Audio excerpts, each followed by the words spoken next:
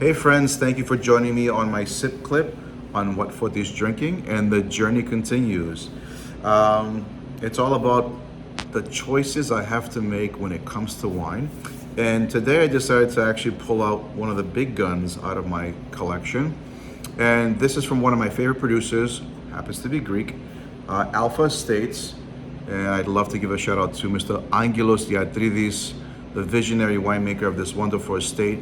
And he has released this small collection, what he refers to as his eco wines from a single vineyard, from the well-loved variety Xinomavro. And this is the big beauty. Look how big the bottle is, huh? It's almost as big as me. But this is a limited production, old vines, Xinomavro, one of my favorite varieties.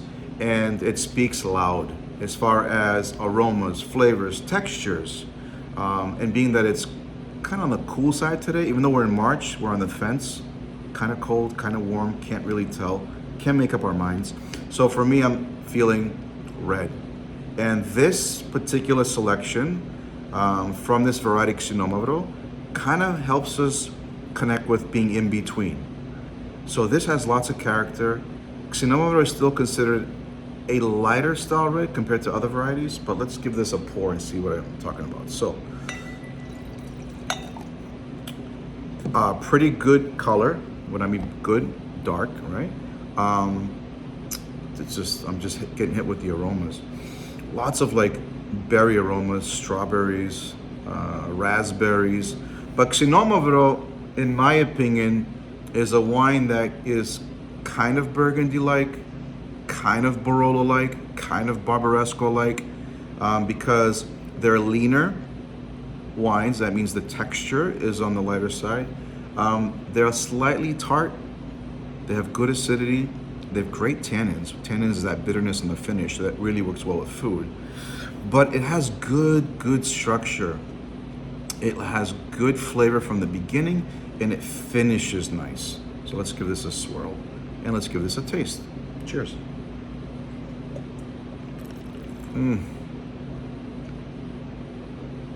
Loaded with texture and flavor. And mind you, I should mention, this is aged in 24 months in French oak.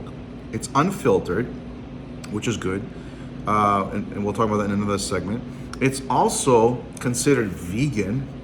Have you heard of vegan wines? Like, look at that little yellow stamp there. Vegan means that they do not use animal proteins to filter the wine, which is a plus.